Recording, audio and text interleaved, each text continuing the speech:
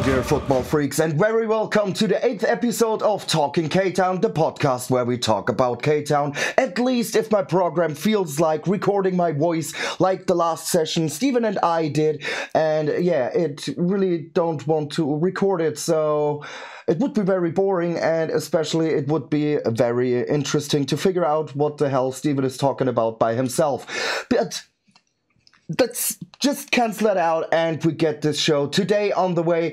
And as I said, talking to myself or talking to yourself is boring. I'm very happy that my dear friend Steven is again with me. Steven, brother, how are you? Well, I will be very happy if we can get this show done and everything is recorded. And if there's a guy named Murphy, get the fuck out. Can't agree more. And there you got the issue for the show today. Steven's connection is a little broke up, but we definitely want to make a show after, like, it felt like an eternity now. So I think we can make this happen. And if there's some issues about the connection, I will try to translate. No, you're smart enough to figure out what's going on, because obviously we had a little trouble starting this session today. So I think we both deserve an important thing and a well-known ritual, I would call it, for Talking K-Town. So crack open your beers and post to all of you. Post.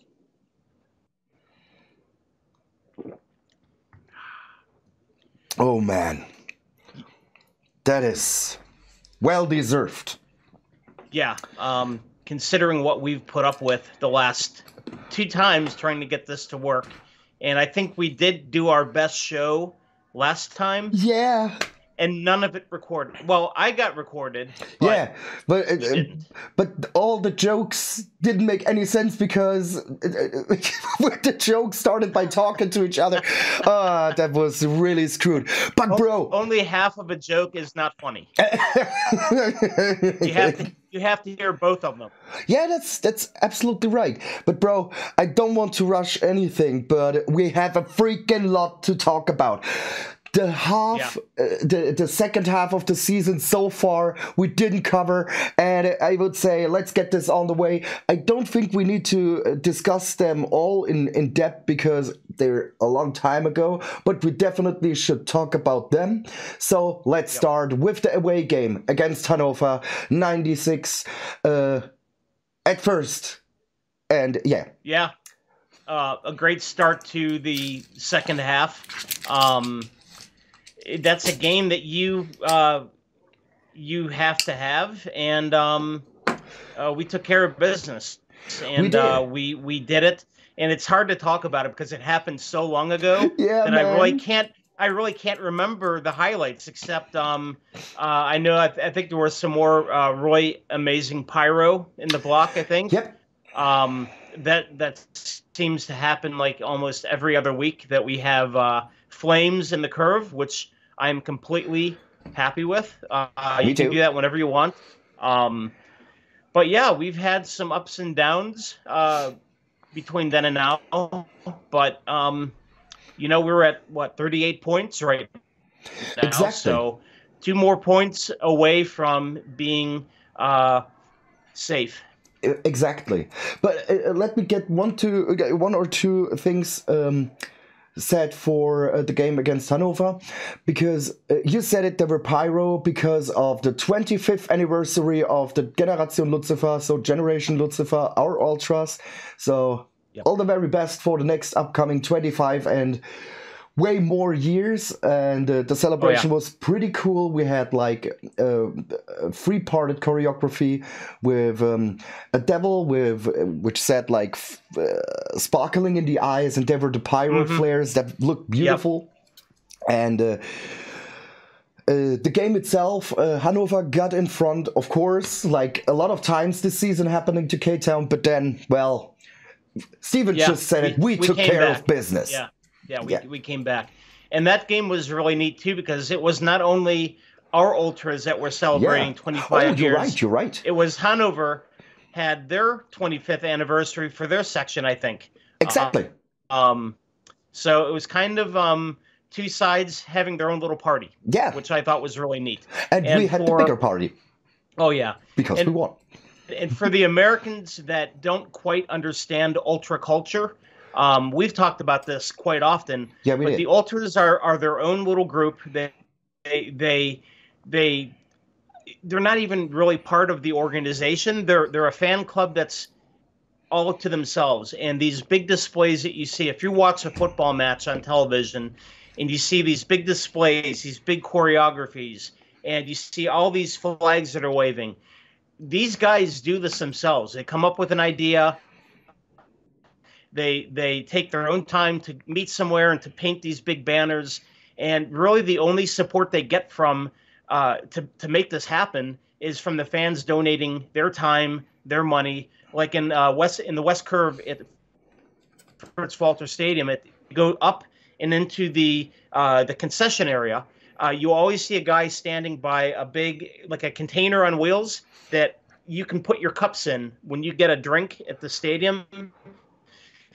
You would normally give your fund back to the stand, and they would give you, I think it's an euro back for taking your cup. But you can put it in this bin, and that way the ultra organizations can take those and they get the money back, and then that money goes right back into their club, so you can get these amazing displays that you see. And I believe we mentioned the last time some of the best choreographies that we've seen. One that came to mind was the one against SV Waldorf Mannheim, and I still have my red flag that I was waving in the West Curve, and that to me was like what would you call it? Like a when you get something on vacation, you get the words that's at my tongue, but it's a souvenir. Souvenir. It's like a memory of that event. And every time I go into my garage and I see that, I can like close my eyes and I can remember what it was like, because I was standing right next to one of the ultras that had the mask on, and he had the pyro. He had a smoke thing in his hand, and I got a picture of him holding the device with smoke coming out, and it was one of the coolest pictures I've ever taken in there. And I was very careful not to take a picture of his face, because they do not like that, even though they were wearing a mask. But that was my first experience being in that environment and having smoke going around you, and I had my scarf pulled up over my face. But just the atmosphere in the West Curve when that happens, that's something as an American I'd never gotten to experience before, but now I've been a part of many of those over the last 3 years. But it's really special. So it is. To see that on TV and to do that on the road is even more difficult, because you have to smuggle, the illegal pyro stuff in. But to do that on the road is even more difficult because, well, you're not in your own stadium. So yeah. But yeah, that game was amazing. 3-1. The next game was the home game against Holstein Kiel. Yeah. And 2-1. 2-1 for us. Perfect start to the second half of the season. It started 6 points. Like 6 points out of 6. Yep. What more can you ask for? Yeah. The mood in the block was extremely great. Yep. We started, we scored, we got the draw, but we fought, and again, a victory for us. Very beautiful game. It had some issues, of course, but we made it. Mm-hmm. 1 week later, where all bad things started, and I guess it was my freaking fault. We played in St. Pauli in Hamburg. And it was the first time in this season where I have been on an away match, because I would have loved to go to Hamburg, to the HSV. Yeah. But unfortunately, I got coronavirus, so I had to stay home. But now I had the chance to go to an away match, and there you go, we lost. 1-0. So it's all your fault. It is my fault. You can. That goes on me definitely, because all the fans that are talking trash about our team, about how they're not doing good on the road, just blame Matze right here. Blame me. Blame me. I'm responsible for making this mess. That was not a good game, but we usually love to, especially when we're on a far away game like Holstein Kiel or Hamburg, of course. We always try to make like a small vacation where we stay like 2 or 3 days there, and we did this again when we have been in St. Pauli. It was just amazing with a good friend couple of us, you know what I mean. And we've been there for 2 days, and it was just amazing. After the game, St. Pauli completely run out of beer. So they were dry like nothing. And here's the part. I don't know if this is a thing in America, but in Germany, when you play, especially at the away matches, they only sell alcohol-free beer to keep the people calm down and to make the situation more calculatable. Game, something about like this. Yeah. But not in St. Pauli. Man, they were, as I said, completely out of beer, but who cares? Get me a whiskey cola there. They sell this in the stadium. The only stadium I've ever witnessed that you can buy something like this. That was amazing. It's like, if anybody that works at the stadium in Kaiserslautern that works at Fritz Walter Stadium, get Jack and Coke into the concession stands, because I guarantee you, it will sell really quick. And you can maybe charge, what would they charge you for a Jack and Coke? Maybe 6-7 euro? In St. Pauli? Maybe? Yeah. I guess it was like 5 or 6 euro. I haven't paid it. I got it bought. Well, that's not bad though, because if you go to a bar in America and you get a Jack and Coke, and you're going to get it in like we call it a tumbler. It's not a full like half-liter pint glass. It's in a little smaller glass. Yeah, I know what you mean. And a shot of Jack Daniels is usually $5 or $6, and that's at a bar. But you mix a Coke, and you're usually looking at $8. But to get it for $5 is or $6 is a really good deal for a stadium drink. But stadium drinks in Germany are so inexpensive compared to America, where I go to a football game or a baseball game here, and a beer is like $14. What? And it's it's that expensive. God. Yeah. You have to pay. You have to get a credit or something, or how do you call it when you're loaning money from the bank? Oh yeah, a loan. You need a bank loan. Yeah, you need a bank loan to get drunk in the stadium, man. Yeah. That's the insane. Secret is everybody goes to, like, for the NFL. We do what's called tailgating. So the game starts at 1, so everybody goes to the park plots, and they start drinking at like 7. And so by the time they walk to the stadium and go in, they're already completely hammered. So maybe you have like 1 beer at the stadium. Okay. But that's American sports for you. It's very overpriced. But that's how these teams make their money is the food and the drinks. Yeah. Okay. Yeah. Yeah. But afterwards. Sorry. I was gonna say, I can't imagine a city like Hamburg saying, "Hey, we're gonna give everybody alcohol-free beer," because that's not how they do things in Hamburg. That's a party town. It is, but the Reeperbahn. I would say that it always depends on the game you're going to see.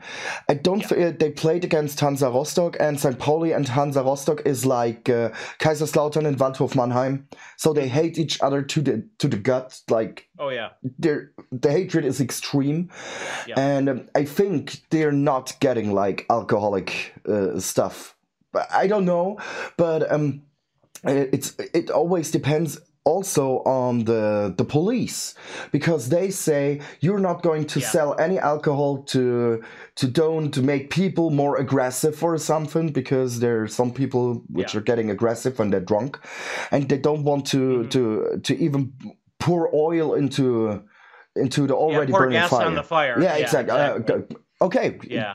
Oh, we say oil, so gas. Okay, same thing. But I think, when I don't know if you've ever been able to go to a football match in England or in Scotland, but you can't even drink beer at the stadium, because I think in the 1980s it was one match where there was a stampede and people were pressed into the corner of the block. Yeah. And from then, I think it was 1985, maybe. I would have to look this up. But now you can't drink alcohol in the stadium during the match, which to me, it's like you kind of have to have that, because it's part of the, not saying you have to drink, because I know there's people out there that don't drink at all. Yeah. But if you're a guy that likes to drink beer and you associate that with football or sports, to not have that it's kind of depressing, And in a way that means that you're going to make people drink really crazy, really fast before the game. Yeah. So regardless, they're probably going to be drunk when they get into the stadium, especially for a match like HSV versus St. Pauli.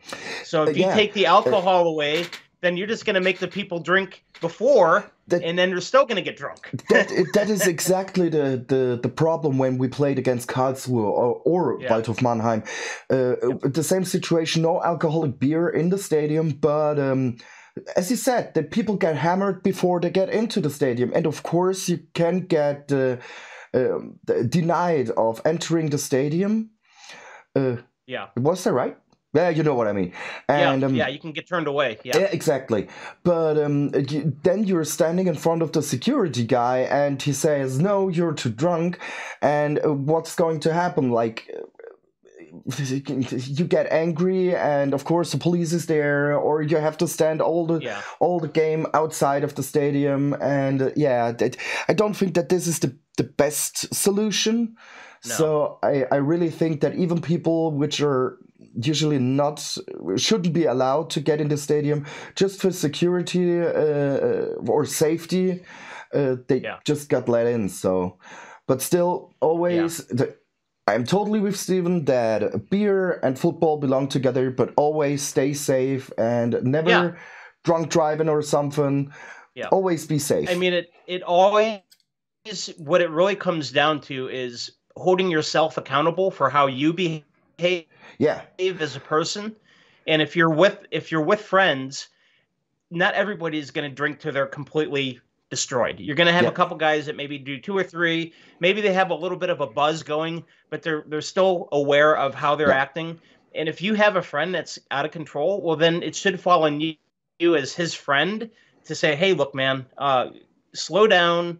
We're going to the stadium. Let's have a good time."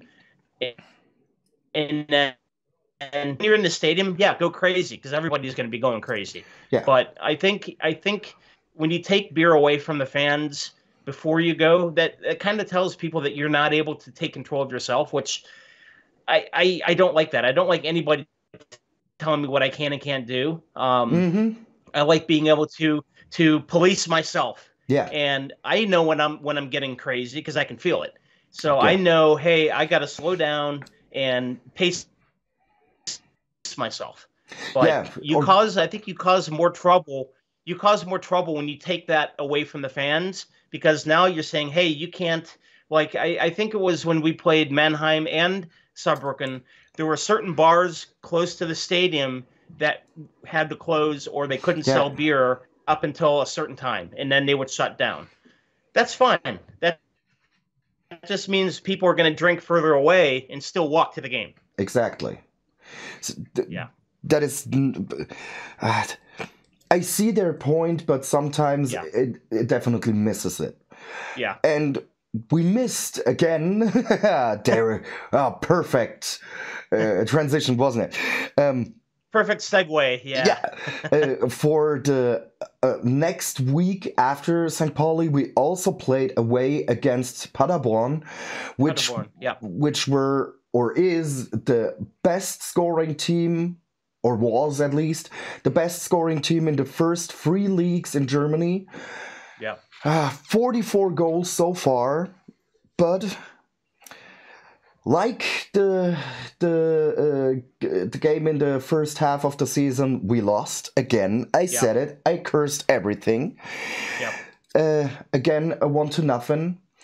The game wasn't as bad as the one in St. Pauli, because in St. Pauli, I think we just played like 20 minutes in total, like real football. Yeah. Then we played. We waited till like the last 15 minutes to exactly. play. Hey, we better do something here, and it was too little, too late. Absolutely. But in Paderborn, it was better. But Paderborn, you see their quality. The goal happened after a free kick, and it was one of the most beautiful free kicks I have seen in a while. It was like 20 meters, 22, 23 meters away or something. Yeah. And it was just beautiful. It was like a laser beam, like playing a video game where you're shooting a target, and it's like he put the target right in the very top, right out of the reach of Luther, and it just curved, and he was, maybe if he stood a little bit to the left or to the right, or if he adjusted, but that was a goal where you had to stand up and clap. I mean, that was a beautiful goal. Even as a fan of my team, I had to say, dude, that was highlight reel stuff. That was good. Can't agree more. It was just beautiful. And I can't even mad about this goal, because we didn't do something wrong, but the free kick was way too good. So, yeah. I mean, I can be pissed off at a goal where a guy just breaks open in the middle and nobody's on him, and he sneaks in and he kicks it right in. But a goal like that, you just have to say, look, we were competitive, but sometimes you're going to get that lucky shot that's like maybe that's his only goal like that year, this season. Maybe he never hits another goal again. That's his like most beautiful goal probably of his career. And it just happened to be against us. So you can't be mad at our guys. We played really good that game. It was just they had that little moment, and luckily we turned things around the next week, though. Yes, we did, because we played against Greuther Fürth again in Kaiserslautern, and of course, after these 2 losses, the situation was a little strange, because it felt like we need to win again to keep up on the table at the top. And we did our homework. We prepared ourselves, I guess, pretty good, if you ask me. Yeah. And so the game started. We got ahead, and that was pretty good, because we played real good. And it was the 22nd minute, I guess. And like in the 30-ish minutes, something, Greuther Fürth got the yellow-red card, and we were 1 guy more on the pitch. So it felt like, okay, nothing can happen here. We're going to win this game. Yep. But then it was... do you remember the game where Kaiserslautern was playing home against Waldhof Mannheim with the 4 red cards for Kaiserslautern? Oh, yeah. That game still pisses me off, because there were so many bullshit calls in that game. Yep. But at the end, even though it was a draw, I felt like we won, because it was 11 of them versus, what, 9? 9 of us? Yep. Yeah, I think we would have tied with 4 guys on the field. We were just so, like everywhere, I totally agreed. And after we were 1 player more on the field, Greuther Fürth played so extremely good. Oh yeah, no doubts about it. They played like they had 12 guys on the field. They were everywhere. They had the chance to draw earlier, as they did, because there was 1 shot which was so close. It was the pole of the goal, and luckily, there were no other Greuther Fürth player, but the ball ran right a little angle across the line of so the goal line. You know what I mean? Yeah. So that was real intense. But a few minutes later, they nailed it and they draw it. Not undeserved, if you ask me, because as I said, they played like hell. But fortunately, sometimes when you're backed into a corner, like they say you never corner a wild animal because that's when it's like really fierce. They didn't play like they were, we're down a player, we're gonna lose now. They were like, well, we could still do this, and they were attacking. Yeah, sometimes offense is the best defense. Yep. Yeah. Yep. But luckily and fortunately, we got our shit together and we played football again. So I think it was like 4 minutes later when we got ahead again. After Boyd scored again, of course. The first goal was from him. Yep. And then he made the assist for the second goal for Herrscher. A beautiful kick. And Herrscher just headed it in. Beautiful. Very beautiful goal. Yeah. Good play. We could say that they didn't play really well, but they, at the end of the day, all we care about is points. Yep. So they handled business. They allowed the draw, and then they said, "Hey, we can't let this happen." Not only did they go back ahead, but they got what we call an insurance point, and they got another goal. So in the end, we won with a 2-goal margin, like we should when you're playing against 10 people on the field. Yep. But give them credit; they played amazingly well. Of course. Yeah. And the 3-1 from Kevin Kraus was just the extra topping, the cherry on the cake, and the block got completely nuts because it was like 3 minutes or something later. So it happened goal after goal after goal. So that was insane, and it always makes us go real crazy. And the thing which we were talking about in our first try of this Talking K-Town, the situation in the block was as followed. In the last home games, the West Curve was so extremely packed full. Yeah. Don't get me wrong, I don't have any problems with a packed block, but it was like way too packed. You can't move yourself. If you need to go to the bathroom, need something to drink or something, it took like, I'm standing right next to the exit of the block. Yeah. And it took me like 5 minutes to get out because it was so full. And as I said, you can't. And when you have to go, when you get to that point where you're like, I better go or I'm going to piss my pants, it's like an emergency. Like you want to start like putting your elbows up and just like come the fuck out of my way. I've been there many times and it's not fun. It's not fun. Because then you have to deal with the line to get into the bathroom, which is sometimes pretty crazy. Oh yeah, unfortunately.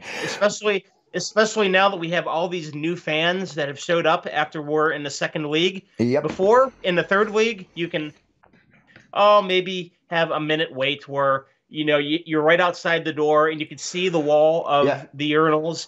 But now it's like a big line, and you're like, where did all these fans come from?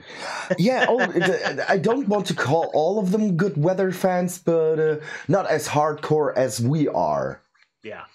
And the thing is that when the block is so packed, like I was just explaining, there could be real big problems, like if there's going to be any panic or something. Yeah. It is or way too a full. medical emergency where the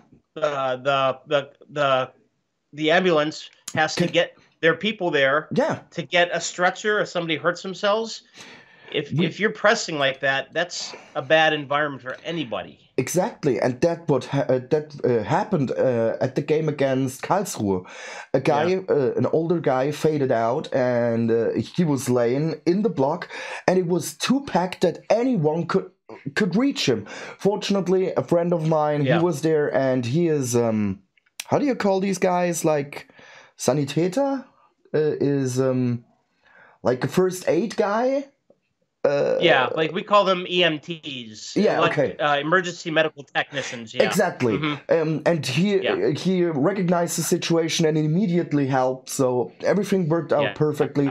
But this is something which shouldn't happen, because there could be. Could you imagine that if there is going to be any intense game and somebody gets a stroke or something? And there couldn't be any help for him in time, just because everybody is smuggling everybody else into the block, or even they climb down from the upper blocks down. And at the game against Greuther Fürth, they introduced a new fence between the X.1 blocks and the X.2 blocks. And it really helped, if you ask me. You really could feel like, okay, they're checking the tickets better. Because we have print-at-home tickets. Like, you buy a ticket and you can print it out as many times as you want.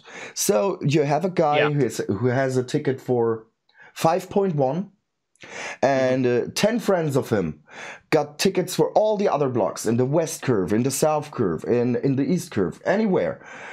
They get into the stadium, they meet in the center of the stadium, and hand out the papers. Exactly. Hand them out. He just print out 10 of them, and the security guys at the entrance of the block, they can say, yeah, it's written on the ticket, so you're good to go. So that is nothing. That was no fun. But at the game against Greuther Fürth, it was full. But it was acceptable full, especially, the yellow stairs, which are usually, they need to be clear from people. They were clear for the most part of the game. Like, I would say the last quarter. Bro? So, guys, I'm terribly sorry for this short interruption, but we're back again. So, where were I? The situation got way better in the block. So hopefully that will be way better in the rest of the season. And if you ask me, and if there needs to be a solution which I have to come up real fast, it would be, I have no idea. How do you call these things? These free-armed... we call them turnstiles. Turnstile. Where it moves around, Yeah. Like, when you get into the block, you check your ticket, you get checked in, you want to get out to get a beer or something, you check yourself out again. And the smuggling stops, the print-at-home ticket problem stops, so that would be the solution if you ask me. And there are ways to use these things even in a panic situation, where if there's pressure or something, it just swings open and you can pass through.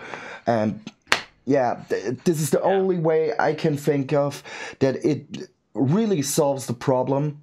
I'm not a fan of this, please. I really, this isn't the best idea, but it's one thing to have a packed block and with good spirit and mood, and you have like a well overpacked block, and you have the problem with, if there's any panic, I don't want to have something like the Heysel Stadium or happening at the Love Parade in Duisburg, where there was a panic and people trampled each other to death, and this is not fun. Of course, I don't need to point that out. I guess you're all smart enough. And so hopefully the people are getting back to their minds, because I know, and I can see why they're trying to go as low as possible, because there is the spirit of the curve. Of course. That's where everybody wants to be. But you can be the part of the curve who helps that the whole curve is as loud as the bottom part. Yeah, exactly. So I was standing in 7.3 for a couple of years, and I was standing there and screaming my heart out, because I'm not there to stand at a specific point, but to help my team to get their points. And so hopefully that will be better. And I guess the officials at Kaiserslautern are trying their best to make it happen. Yeah, and it's different because when I was there in K-Town living there, I had a season ticket card or a Dauerkarte, Mm-hmm. and I was in 8.1, and so I would come in when you go into the stadium, and I would go all the way over to the left and up the far left stairs, and I always saw the same. They're escorts, but they're in German. It's called Ordner. Mm-hmm. And I would see the same lady all the time, and I think her name was Julia or Janine. It began with a J. I can't remember, Mm-hmm. but when you go there every game, they know your face and they know that, Yes. hey, you're supposed to be here. But when you get all these new fans that are showing up that weren't there for the longest time, and everybody's trying to get into the West Curve, that's where the problem comes, Mm-hmm. because I was saying it's very easy for people that are checking the tickets to recognize familiar people, but you have all of these new people that are coming in that haven't been there for a long time and uh, are taking advantage of not the regular people at the top, but the people in the bottom that really aren't enforcing the law. Yeah. The contractor security people. Yes. Yep. But still, it is a tough situation for all of them because, well, it isn't forbidden to hand over a ticket when I can't go to a match that I give it to a friend. So, but you know it. You go to the stadium, and after, let's say, 3 or 4 games, you know the people around you. You become friends with them. You talk to them all the time, and the situation now, it feels more like you're going into a completely different stadium because there's so much new people, and you see that these guys got smuggled or got into the block somehow, and that really sucks. Yeah. Because they packed the block with people which just want to say, yeah, I was standing at the bottom of the curve. Yeah, that's real nice. And I see your point, but still, you're putting people in danger because of your egoism. Yeah. And we mentioned this the last time that we tried to record the show, but you were mentioning when you look up at the West Curve and you see a big full section, and then at the very top you see a lot of empty areas. Yep. That doesn't look very good to me. I'm sorry. It really doesn't look good. Yeah.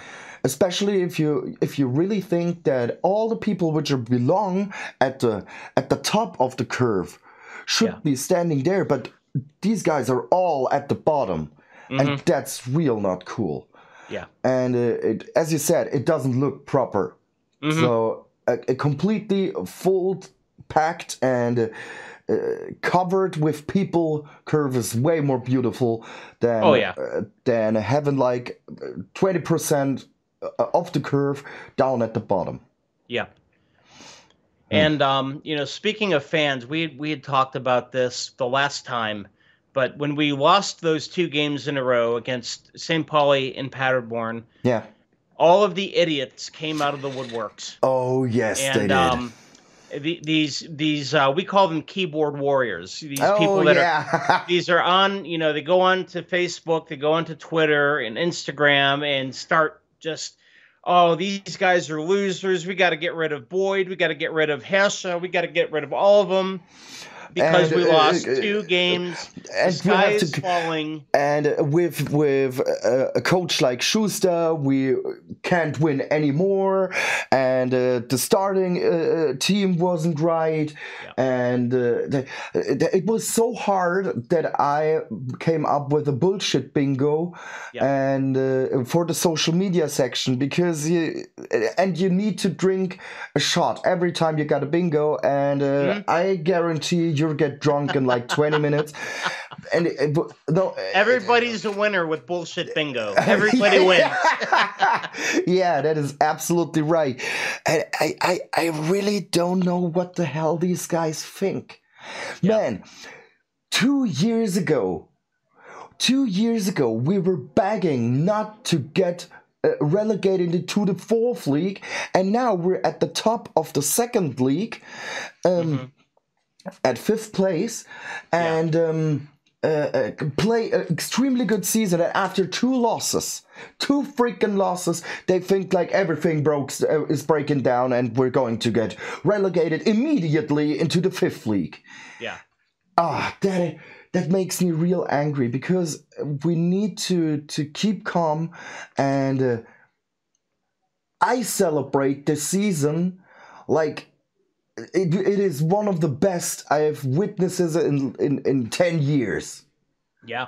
And so I mean, we've had 2 good seasons in a row now. Yeah. I mean, when can you remember the last time that we had 2 really good seasons in a row? Not only did we leave the 3rd league. Now you're digging deep, man. Yeah, we left the 3rd league, and we had to do it in the most difficult way possible by going into a promotion playoff against Dresden.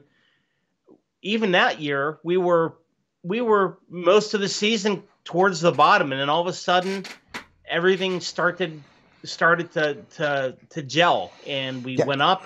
We got promoted, and look at Magdeburg. Look at Braunschweig. Look at Eintracht Braunschweig. They're barely at the very bottom, and look how well we've done for the first year of being in the 2nd league, and everybody is acting like we're playing in the Regionalliga.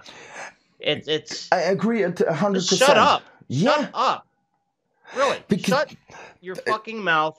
Yeah. If you can't say anything positive about our guys, just get off the internet. Don't watch football, because you obviously don't know a damn thing about what you're seeing.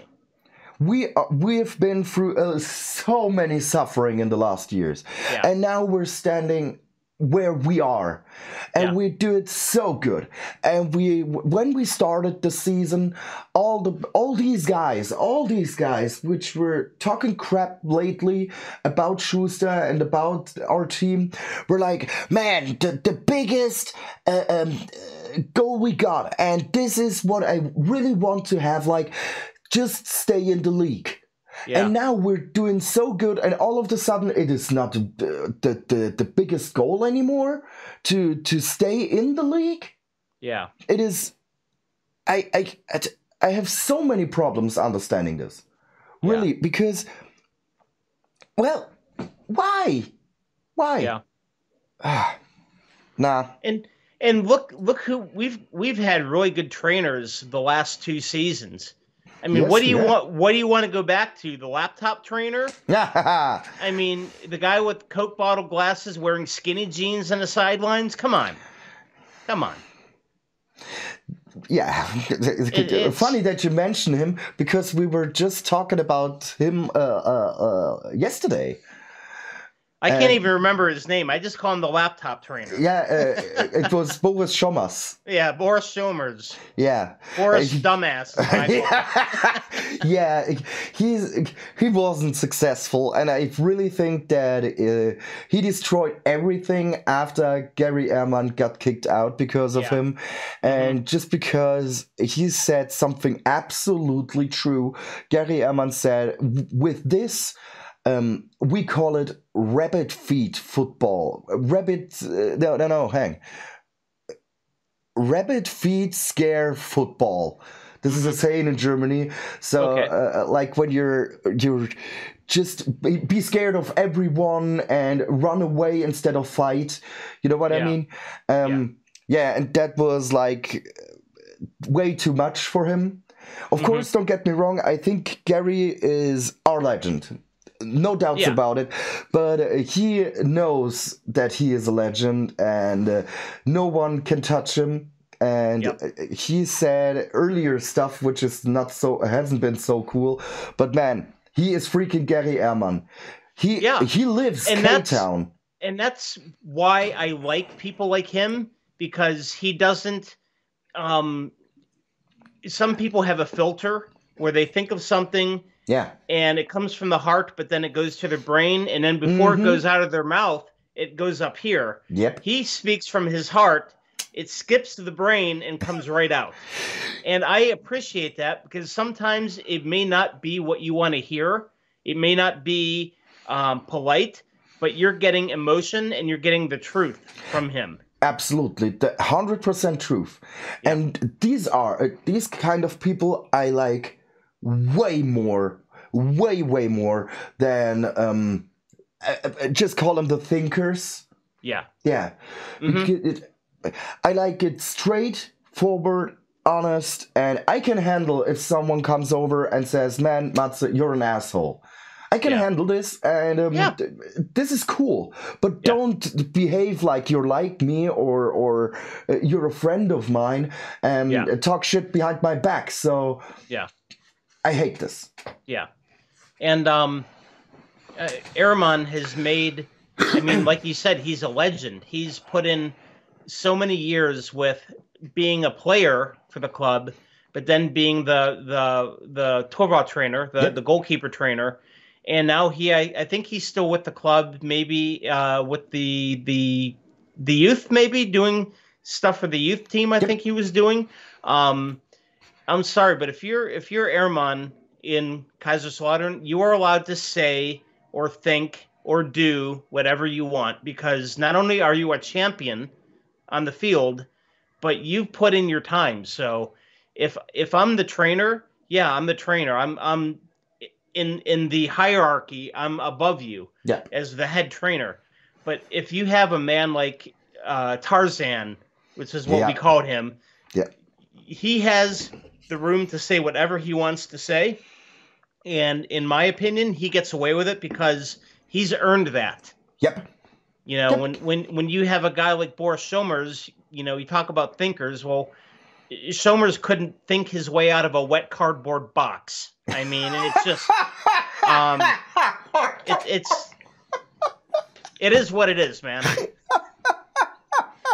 I've never heard that before. That's great. I just came up with it. But, my God, you have to write that down. That needs to be on the internet. That's real good. There's a saying in America that you couldn't fight your way out of a wet paper bag. Yeah. But I just came up with a box because Boris Schommers was always boxed in with his ideas. Yeah. And that's why we called him the laptop trainer, because he would have to open his iPad to like find out how to coach a football team. So and realize all the names. Yeah. Oh, who do we got out there? Oh, okay. That's what's our number? Florian Pick. Hey, how you doing? Who is number 1 again? Why does he wear gloves? But back to what I was saying, how this all started. The people that are talking shit on the internet, you're not a true football fan, because most of you haven't even been paying attention for the last 5 years when we were in the third league. Look at where we are right now. You know, we have some really awesome friends in Munich, our 1860 friends, that would love to be where we're at, complaining about losing 2 games in a row in the second league. And now, you know, after their beautiful start, they're in the middle of the table now, and they're probably not going to get advanced. So before you complain, look at where you are. We are 1 level down from being in the Bundesliga again, which is where we want to be. And we're not far away from being able to fight for a playoff spot again. Yeah. Are we ready for it? Probably not, but we're right there. Yes, so we are. Just the next time that you panic and think that the ship is sinking, stop, breathe, grab a beer, pick up a joint of marijuana, suck on it a little bit, and just realize that we're in the second league. We're not going to get relegated. We're going to be here next year. Yes, we are. It's going to happen. Definitely. You know? And Definitely. We've got a lot of good football left in this season. We've got a lot of games left. I'm counting them down right here. 1, 2, 3, 4, 5, 6, 7, 8, 9, 10. We've got 12 matches left. 36 possible points. We're not going to win them all. No, we're not. I would be happy with 18, 20 points. Yeah, me too. That would be 58 points in the second league in the first year of going up. Bro, I don't want to interrupt you, but you just mentioned 1860.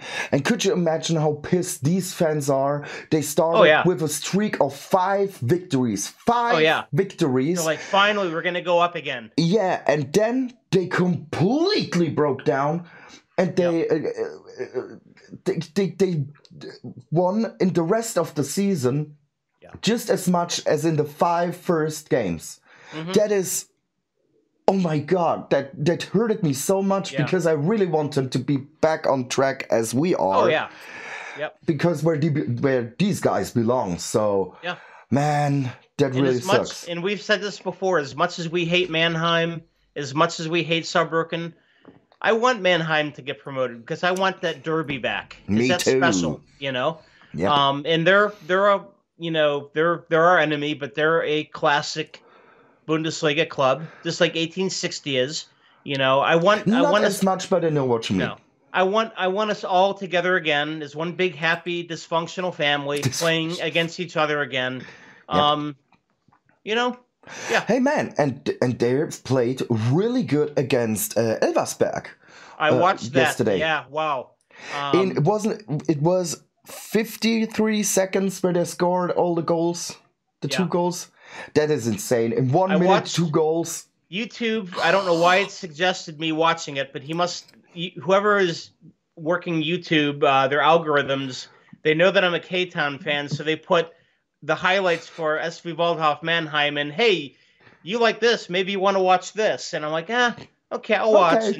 And I can't remember his name, but the guy with the ponytail, his head is shaved and he's got that ponytail. He scored the 2nd goal. Okay. And it was an amazing goal. Okay. And I saw a whole bunch of pyro from the field. I don't know if you saw that, but they were shooting these like fireworks onto the field. Okay. From the fan there. I can't remember. I think it was the Elversberg people that were doing it. I'm not sure. I have to look at it again. But yeah, that was a good match. I would love to see that entire match because I'm betting that was something really fun to watch. Yeah, could you imagine how pumped you are? You're playing against the master of the third league because, well, they've been on top of the table since day one, I guess. Yeah, they got promoted from the Regionalliga, and they've been shit hot this year. I mean, they're I think they've got 50 some points right now already. Oh my God! They're close. Let me pull up their the standings here. But one thing to the Pyro needs to stay in the block. Point. Yeah. They've got 57 points already. 57 freaking points. And the second rank is with Freiburg Zwei with 51. 6 points between first and second rank. And third, I think in Freiburg isn't allowed to get promoted. They can't promote. So they would the team in third would be second, I think, right? Is that how that works? Exactly. Yeah, it works like this. So SV Van Wiesbaden is in third with 47 points. Osnabrück, 10 points. Yeah, Osnabrück is in fourth with 43, and then Mannheim is they are 5 points away from a playoff spot with 42. Okay. And then Dresden is right behind them with 41. So it's very tight. It is tight at the top. Second to, let's say, second to seventh. Yeah. Saarbrücken has 39 points. So they're a little far back, but a little streak they can do it. But, man, 1860 at 35 points, they need to go on a 3 or 4 game winning streak. And they need to. Yeah. But Wiesbaden's been in the second before. So is Osnabrück. They've been in the second league before, but they're kind of like an elevator club. They go up, they go back down, they go up. Same thing with Ingolstadt. They're another elevator club. I would love to see Mannheim come up. Me too. I would love to see 1860 and Saarbrücken. Mine as well, you know? Exactly. If these 3 teams get promoted, I would be so extremely happy. I don't care about any of the other teams. I really don't. Me neither. No. But we have 1 game left to talk about, and that was the last one. Yeah. Oh my God. What can I say? I texted you during the match on your live stream, and Magdeburg always it's that team that has your number. Yep. They could be in the 6th league and we could be in the Bundesliga, and they would always play us like that, really hard. I don't know what it is. It's neither. Either a 5-4 game or they blow us out. It's just really hard. they just know our holes. And I don't know why. Yeah. Because, well, it was a 2-0, and again, it was deserved. They played better. I was hoping after the first half, when we got 1 goal behind, I thought like, okay, we're getting back on the pitch, and then we start like playing real good football, and we're going to win or at least have a draw. Yeah. Then we got out. We got on the field. We started to play football, and then we said, "Okay, we tried." And then man, I got real pissed in between because I really felt like we're not doing our best. Yeah. And then they scored again. Of course, don't get me wrong. In the first half, Magdeburg had good chances, but we did as well. Especially the offside goal from Boyd. Yeah. But still, Magdeburg played way better, and then they scored again. And all of a sudden, it was like a 15 to 20 minutes part of the game where we played like with so much power. It was going on just one side, and I was feel like, okay, if we could keep up this speed, we're definitely going to have at least a draw, even if we're 2 goals behind. But then again, we just stopped playing football. What the hell? I really. I can't see what the problem is. I can't. It's like something changed, like the game has slowed down where we used to be an attacking team, and it's almost like we're playing on our heels now. We're like we're too worried about defending and not worried about pushing the ball forward. I've got the stats put up here on Google, and I didn't notice this until right now. We only had 2 corner kicks in that whole game. Only 2. I'm used to having 8, 9 corner kicks. That means we're not getting into the box area to get a chance to get a corner, because that's where we really do well. Like, we're really good on corners. Remember the game against Paderborn? We had at the beginning of the second half, we had, I think it was 4 or even 5 corner kicks in a row. Yeah. In a row. Yeah. Man, that really hurted me, this loss, because I really thought, okay, we have the 38-point mark. If we're going to win, we are safe. We're done. Yeah. We have the season goal completed. Yeah. But okay, let's checkmark this and just forget about it. Put it on the side and just focus on the upcoming game, which is on Friday against Sandhausen. Sandhausen is at the very bottom of the table. I think they're 17th out of 18. Yeah, they're 17th. They're tied with Regensburg with 20 points. So they're actually tied with goals, too, minus 17 in goal differential. So, okay. I mean, if we don't win 4-0 or 4-1 against these guys, and it's at home too. So, and the statistics speaks for us. Okay. Yeah. We have in this year, they just drawed once. So they just got 1 point, and they only scored 1 time in this year. So signs are pretty good for us, but man, that happens in the past so many times, and we screwed up. But hopefully we will win. So the celebration would be extreme because it is our biggest goal for the season, and we got it. Yeah. We could get it. Yeah, so, this is where you play this game like it's your last game of the season. Hopefully. You put it all out there and you handle business. I mean, these are professionals, so you can't look at their record and say, "Oh, this is going to be an easy win," because those guys came to play in Magdeburg and they're in 12th. You can't look past them, but we know on paper with our players we're better than them. Yes, so we are. with the 12th man in the stadium, which you will be there, of course, we should take care of business and get those 3 points, and then we have the rest of the season to just get as many as we can. There's no more pressure. Fight to get to that 3rd place. If we make the 3rd somehow and we get into another playoff, hey, I'm glad to be there. Are we ready for it? Maybe not, but you know, if the opportunity presents itself, you got to take advantage of it. Absolutely. Yep. Absolutely. And well, we have a lot of games to go, so perhaps, and that's one point. Of course, I think a lot of my team, and perhaps the pressure of getting this last 2 points to save us to reach the goal. Perhaps they're a little nervous, and let's say to what I'm expecting. Okay. Mm-hmm. Hopefully, we're going to win the game against Sandhausen. But Sandhausen is also a team which we had a lot of trouble playing against in the last years.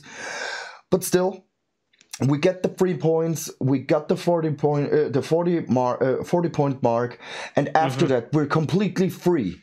Yeah, we can play like with no worries in our head, no doubts, no pressure, no pressure. There, thank you very much. Without any pressure. The remaining schedule is really not that hard. I mean, you've got Darmstadt the next week. And Heidenheim. That's going to be rough in Heidenheim. And Hamburg. You've got Braunschweig in Hamburg. Then you've got Regensburg, Hansa, Nuremberg, Armenia, which is almost at the bottom again. Yep. And then May 21st, we have Karlsruhe again. Yeah. I can't, and it's to be determined. So I wanted to be there. I don't think it's going to happen this year. I wanted to be there for that match because Karlsruhe is one city that I've never been to. I've been to Saarbrücken. I've never been there for a game, but I've been to the city. But I've never been to Karlsruhe, and I would have loved maybe next year when I make my trip over. I'll wait to go to a Karlsruhe match in Karlsruhe because I love being at a derby on the road. It's a completely different environment because you know that people are looking to attack you and throw things at you. But that's where you feel like you feel like a family because you're close-knit and there's only a few thousand of you as opposed to 39,000. There's only how many did we have in Mannheim the last year that we went there? We had the whole block, like 5,000 maybe? It was 5,000 or 6,000. It was before Corona when we played there. The guest block was completely sold out, and I think it was 5,000 or 6,000. Yeah. So I guess I don't know what Karlsruhe allows for guest fans, but I think what does their guest block hold there? Because it's in the outer section there. It's like 8,000 or 9,000 maybe. I don't know because they got their stadium rebuilt, and I don't know if there is going to be any still in work area, or if they're done already, or I have no idea. Really sorry. Yeah. But that would be an experience because I'm pretty sure you've been there before. Oh, I don't know what's Karlsruhe like compared to the other derbies like Saarbrücken, Mannheim. I guess you can throw in Eintracht Frankfurt, even though we haven't played them in a long time. But what's Karlsruhe like being a K-Town fan? Is it really bitter or it is? It is. Yeah. It is not. You can't compare Karlsruhe to Saarbrücken or Mannheim because there is way more hatred between the fan base because of the areas they're flowing into each other. Like the Saarbrücken has the Saarbrücken fans, but also a lot of K-Town fans. So they see each other on work, on their way to work, in school or anywhere else. The same thing in Mannheim because of Ludwigshafen, which is right across the river there, the Rhine. And so there's also, you meet them in bars, in pubs, in discos, and somewhere else, and you get in trouble like in little fights, even if there's no connection to each other football-wise. And I got the nice situation where I got hit with a brace knuckle right on the top of my forehead right here, and got pushed over, so I landed on a well with my face. And this is all plastic now. This is no bone anymore. It's just plastic. And they were Waldhof Mannheim fans, so the hatred there is real high. Karlsruhe is a little further away, so the meetings on a daily base, just let me call it like this, isn't there. But when you reach Karlsruhe, there is immediately, like we call it, the air is vibrating. You can feel that there is happening something very important, and there's police everywhere, and they cover everything. But especially after we kicked them into the third league with our 3-1 victory back then, I think their hatred for us is way bigger. It grows, of course, and so after the second 2-0 victory of us in the first half of the season, I guess they're really hot for the game. They're pumped for the game, and the fans will be boiling, I'm sure. Now, here's another question: who do they hate more, us or Stuttgart? Stuttgart.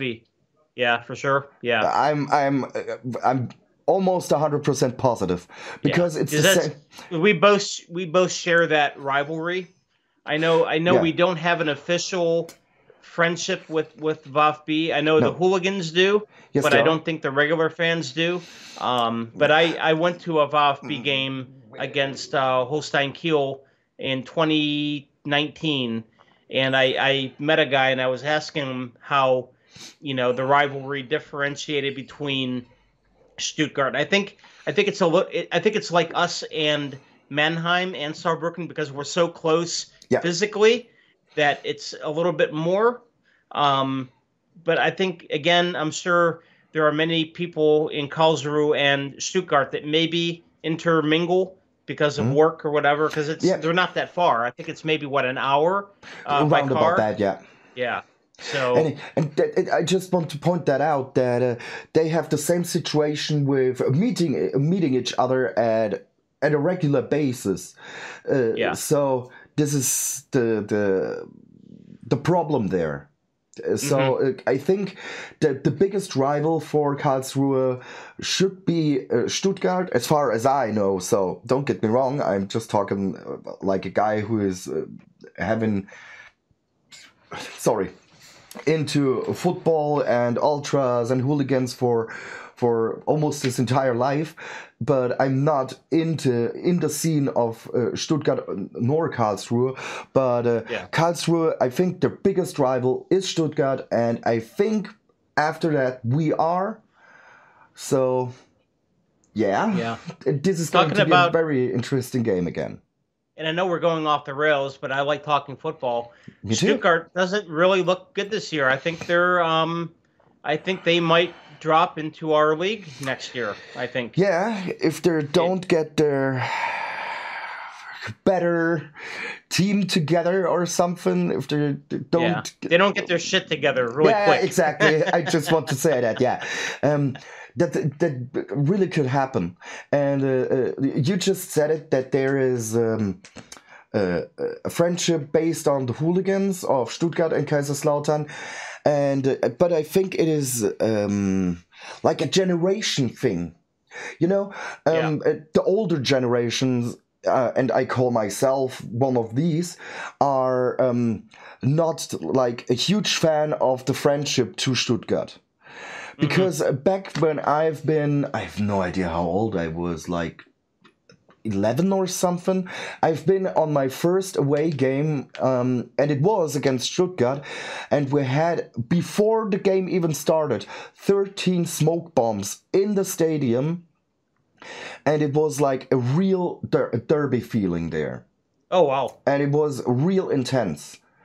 And then it changed, like over the time, it changed more and more and more. And I would say that the younger generation are way more connected to Stuttgart than to 1860. Yeah. Yeah. But don't get me wrong, I have nothing against Stuttgart, so everything's cool. It's a funny story. You mentioned the 1860. And I think the 1860 friendship formed because didn't we protect some of their fans against Mannheim somehow? They got attacked at a bus stop or something, and we stepped in and we It wasn't Mannheim. It was, as far as my knowledge goes, and I once checked it up. And the legend says that it was a relegation game against Hamburg, and the rest of the story is absolutely correct. They got attacked from hooligans, and K-Town fans recognized the situation, ran over and helped them because they came with bats and stuff. So it was real extreme. And then they helped out. And I have a proof now because I met a guy who has been on this game, and he told me exactly this story. So I believe that this is the correct founding of this friendship, and it is still there. A good friend of mine, Manne, Grüße, he's wearing a kutte from 1860, and he and his wife was in K-Town, I guess, for almost every game at the second half of the season till now. So he's a hardcore fan because, well, he loves 1860, of course, but he has some problems with Ismaik, and so the guy who's paying all the stuff of 1860, and with the decisions the leadership does. So he doesn't turn his back. I really don't want to call it like this, but he's living the friendship to K-Town real with lately. So when I went to Munich in 2019, I was helping a friend that was relocating there. I'm not going to mention names, but she went through a relationship issue, and her job was still in Munich, and she lived in Untergiesing, which is a little neighborhood right by the Grunwalder Stadion.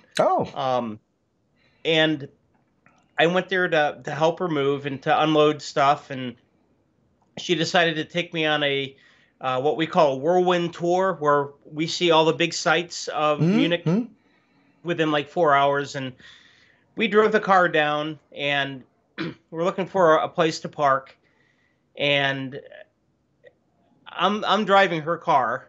Or I think, no, it was in my car. Sorry. I had my car, and we're trying to find a place to park. And I had my FCK jersey on, my tricot on. And a guy was just walking to his car, and my friend yells out the window, "Hey, are you leaving?"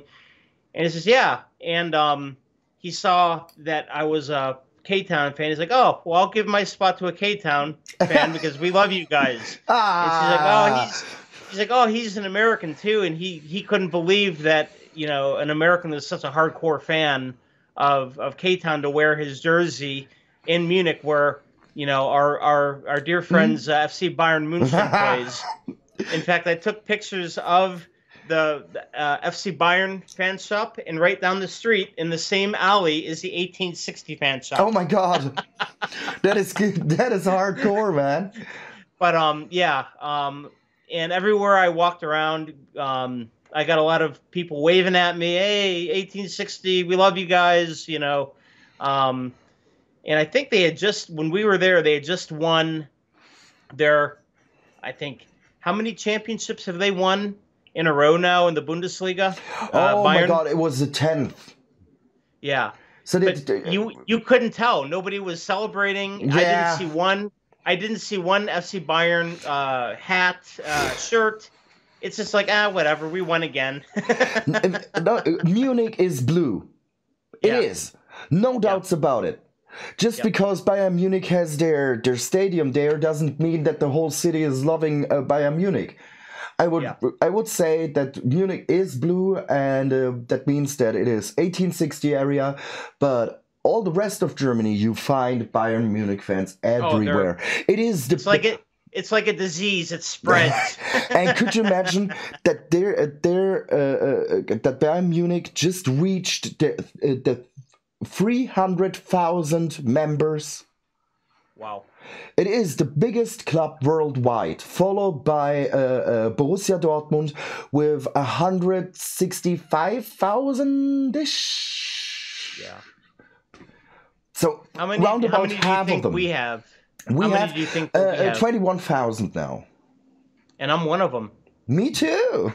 Yep. Thank you. Thanks to this guy right here. I am a member of not only the club, but recently, this past week, I am a member of the Fritz Walter Museum. Yeah, at the stadium. I just joined my friend Christoph Hofer. Is one of the guys that works in the museum. Funny enough, I'm a member, but I have never been to the museum. I've just never gone in there because every time I go to the game, I worry about getting drunk and going to the game. Yeah. But next time I'm in the city, I will be going to the museum. I want to see all of the memorabilia from the past, all the trophies. Yes, you need to see that. The bits and pieces of Fritz Walter's life. Yeah. I've been to his house in Inkenbach, Alsenborn. Really cool. But yeah, I forgot to tell you that I'm a member of the That's really neat, Fritz Walter Museum now. So it's a neat, just doing my part to support the club any way that I can from way across the pond. Across the pond. That is really neat, brother.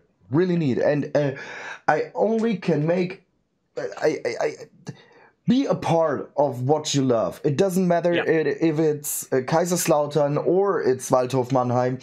You support your team and you make a football team or any other sports team to keep up and do what they do. So be a part of it.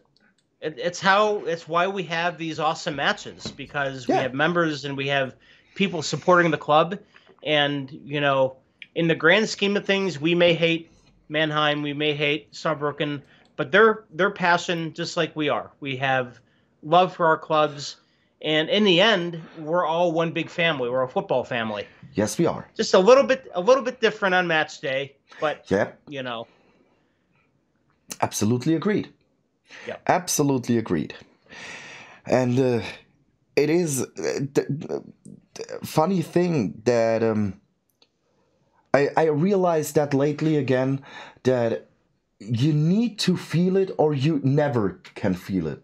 Yeah. Like if you get into the stadium and you feel the air, you smell, I think you can smell football. Yeah. Football smells like beer, pyro, sweat, and sometimes cigarettes and anger. Yeah. This is what football feels like for me. And if you're getting into the block and you feel this, you smell this, you become a part of the whole crowd.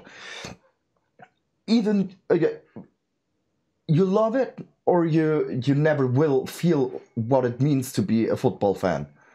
Yeah. I've told you this before, you know, I went to my first match probably about a month or 2 months after I came to K-Town in 2018, and I saw my first match in the West Curve. I met a friend of mine named Susie, who is a member of Betzebrut, which is a fan club, and I knew her from a friend of a friend, so she got me in there. I had that first experience, and then the second time I went up, I just bought my own ticket at midfield. Completely different experience. Yeah.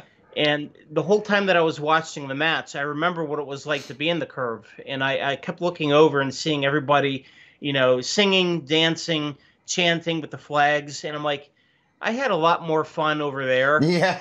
Because even though the view wasn't as good, you just feel that electricity. Yeah. And now that I'm living back over here in America, I don't have that anymore. And that's why when I see people shitting on our team and attacking them for 2 losses, or people that didn't show up for all the third league and now they're back, it's like I would give anything to be able to go over there and go to a match. Like I'll sit down later tonight when I'm having dinner and I'll watch YouTube video of a match that I went to, and I could still picture it in my mind, the atmosphere, the smell, the sound, hearing the announcer, introduce the team, and he says the first name and everybody screams out the last name of the player. I miss that shit, man. I'll get tears in my eyes when I think about that, because once it's in your blood and you are removed from that, it's like a part of you is missing. Yeah. So that's why I love these videos with you, because you're one of the guys that got me into the club, because I found your YouTube channel, and talking with you, it's like sitting at the bar and drinking some beers, and I miss that shit, man. I Same really do. Feeling over here, bro. Yeah. And you just said it. It is an addiction. It is an addiction. Yeah. And I remember when we had this extremely long winter break for this very important, and no one will ever forget this World Championship. I really was depressed, really, because it is like you have like your work, you have where you go every day, you do your everyday job, and it is going to a football match is a breakout. Yeah, and it's your chance to get away from the shit in life, and you have the 90 minutes of football plus whatever time before and after the game. But that's like a whole day. Yeah, I mean, win or lose, you're going to be there from 8 in the morning, drink till the match. You go to the match, and then most of the time we would go into the Altstadt, or we go to the Brauhaus where my friend Hubi works. And win or lose, we would go and drink afterwards, and it was like a whole day devoted to football. And it's like, when that's gone, it's like taking a drug addict away from his drugs, like cold turkey. Like, you can't step down. You are completely gone from that. Yeah, and you just said you sit down and watch old videos, but it is like you do something to just try to relive your memories, but it is not the same. It is not the same. But bro, you just said when we win, we go drinking. When we lose, we go drinking. Yeah, there are just three reasons to drink. Yeah, to celebrate something, to forget something which has been worse or bad, or to make something happen. Yeah, exactly. These are the three reasons. Yep. No, and exactly.